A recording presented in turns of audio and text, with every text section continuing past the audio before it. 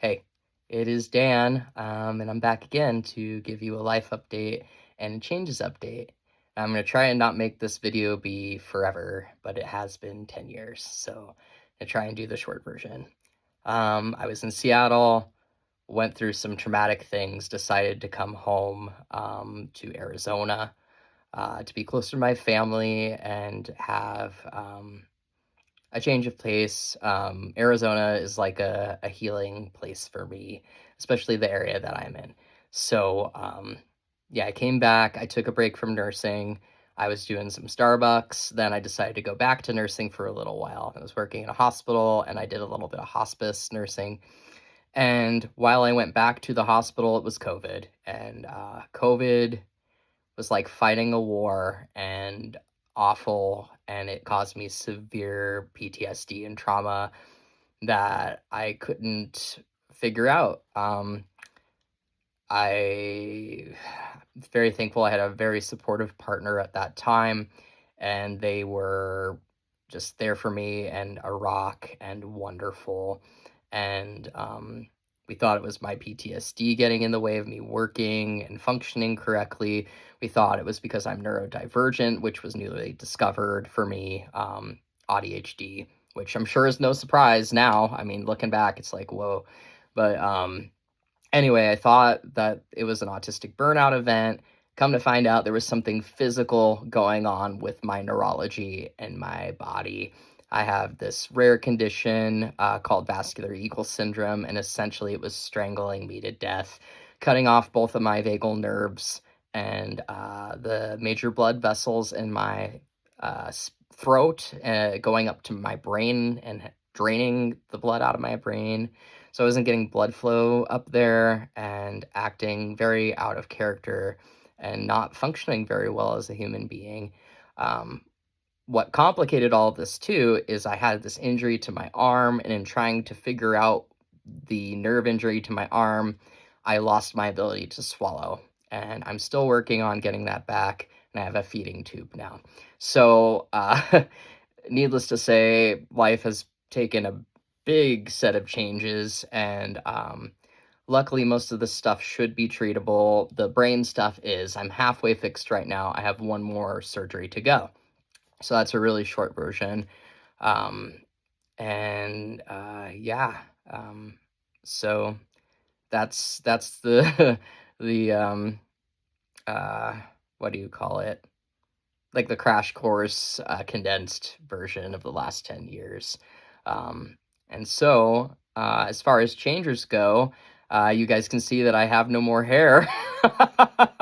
So I think around 2016 or 17, right after I was making videos and I lost access to my channel temporarily, my hair started thinning and thinning and thinning, and I was just like, you know what, F it, I'm shaving it. I hope my head's not lumpy. And as you can see, like, I think it worked out okay.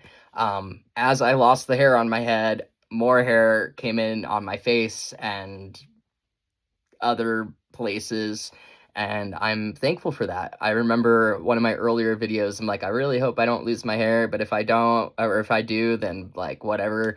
I just want to have the right kind of changes to be correctly gendered, and that happened for me. So let me think. I lost my hair, my beard got thicker, more body hair. Adam's apple is way bigger. Um, my voice dropped more.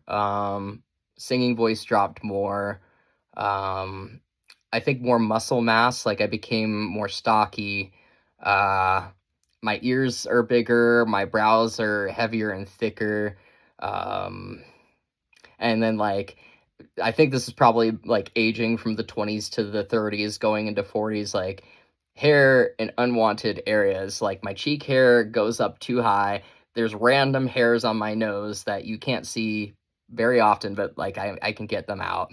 And then like ear hair is starting. Woohoo, how cool is that? Um, I don't know how cool, but like, it's like normal guy stuff, right? So, if it has been 16 years on T, then it's probably been like 15 or so years post top surgery and about 12 or so post bottom surgery. I was thinking about doing fallow. Um, After going through this healing journey and my nervous system not being so hyperactive, I found more comfort within my body than I had before, and I don't feel the need to pursue that at the moment. Plus, I think like going through such intense chronic illness and procedures and like surgery after surgery, I don't want to deal with more surgery. Plus, with the injury to my arm, it was going to be my left arm, and I'm nervous about the nerve and vascular integrity of my arm now with whatever is going on here. There's like a couple of different things. It could be like thoracic outlet syndrome, but right now I am ruling out my rotator cuff and the SC joint being ruptured, which is your sternum clavicle joint, which is what they think it might be, and that might be affecting my swallowing. So, yeah, I'm close to answers on that, but that's not really related to the reason I made this channel. So, let's check out my results. What do you say? And I'm sorry it's by candlelight, but it's the night, and I really don't want to deal with bright light right now. It's too overstimulating. So here we go. Now here's your exit if you don't want to see a G-tube, which is a feeding tube that's implanted in my stomach. Leave now if you don't want to see that. I can't do a thing about it. We're stuck together, me and my Audrey too, that just wants to be fed all the time for right now. So that's just what's going on, right? Go. You're still here? Okay, here we go. So, as you can see, I got this really awesome tattoo that covers everything. But there's no dog earring, there's no puckering, everything is beautifully symmetrical. Like, as you can see, I have this, like, triangular shape. There's no curves anymore. For my histo stuff, you can't see a dang thing, except for you can see these scars here, and I had to have a hernia repair as a complication of everything else that's going on. So these scars aren't from the histo. The histo scars, there's one in here, there's one in this region, and there was one in my belly button. But my belly button has been reconstructed. So, yeah, those are my results. I went to Dr. Charles Garamoni in Sunrise, Florida, and, there's been a lot of mixed reviews on him in general, saying he gives cookie-cutter results and, all sorts of things about him being full of himself, and I've heard all sorts of things. But you know what? In my opinion, it's my opinion alone, I think if you're good at something, it's okay to be confident about it. And I think a confident surgeon is better than a timid and afraid surgeon that doesn't have a lot of experience. He is wonderful, and I think my results speak for themselves. I probably didn't even need tattoos around that area. I just like the style. And so I can't speak enough to how happy I am with the whole process from start to finish and the quality of service that him and his entire staff gave to me. It was a wonderful experience, and I have this chest that I love with all of my heart for the rest of my life. So if you want a sure thing, I highly recommend him. In my experience, you kind of get what you pay for, and you got to do the research and look at the results and see, is this something that I would be okay with for the rest of my life? I've had friends and other acquaintances feel an urgency to run out and get surgery, and they don't do the research, and they get results that they don't enjoy. Somebody who isn't as experienced, in a location that's not familiar to them, all different factors that can go into it. So I recommend, looking them up, seeing reviews, cross examining that, asking other guys, looking on YouTube, TikTok, whatever, and really sitting with it for a long time and not to just react in urgency. Um, Make sure that you're sure and that you're like making a decision from a calm place. Sleep on it. If you're unsure, then maybe rethink it. But yeah, like I said, this is just beautiful, right? Like I'm so happy. And as far as my histo and ovarectomy went, I went to Dr. Fernandez in Prescott. I don't know if he's still doing things. He's an OBGYN that just is really well respected. I know that there's more surgeons out there that are geared to that. But if you find a well respected OBGYN that's done a lot of them, then you're probably not going to go wrong as long as they're correctly gendering you and like sensitive to people like us. So I had a good experience with that. Did I have any long term effects from that? I mean, maybe. Probably a little shrinkage of my canal that I don't really use very often, if at all. Dryness, as far as down there changes. With being on testosterone for this long, I've had quite a bit of growth, and I'm happy with that.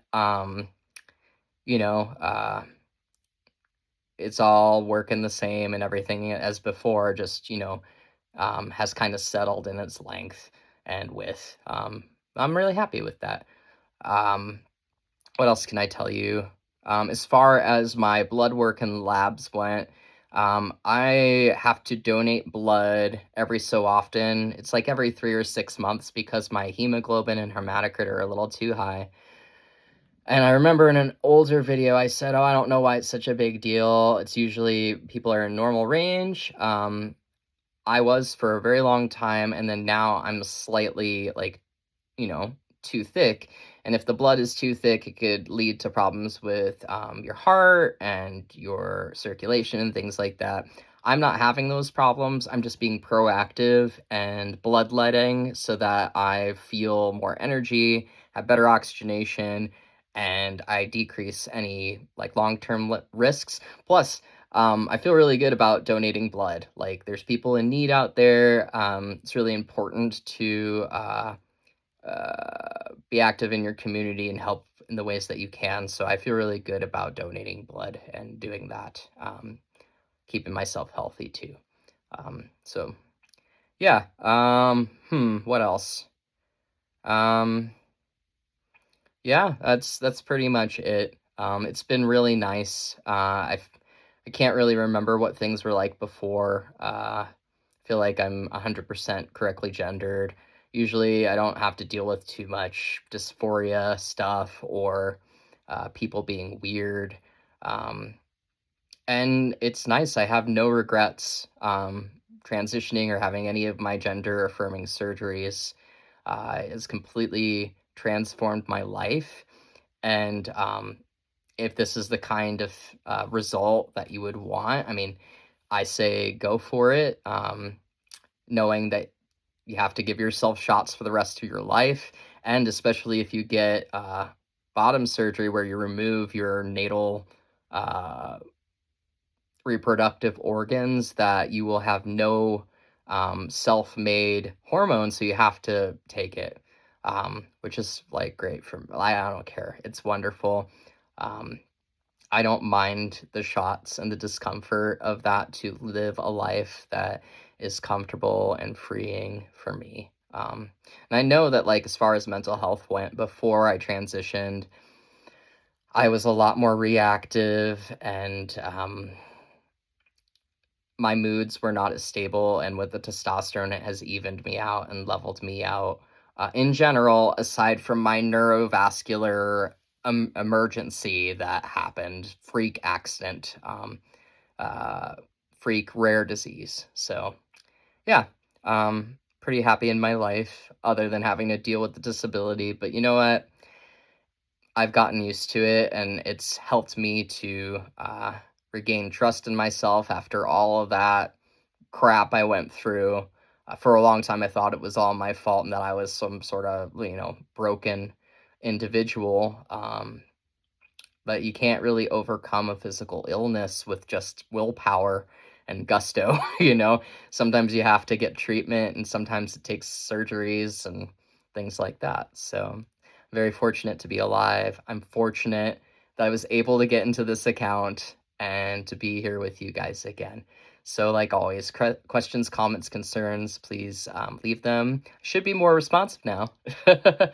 And next video, I think I will compile a list of common questions that trans guys that are younger in their transition would want to ask an old fogey like me. Um, so I'm just gonna go with that, the questions I can find, and if you have anything to add to those, feel free to ask. And either I'll answer in the comments or I'll make another video. So thank you all for watching, and I'll see you soon. Bye.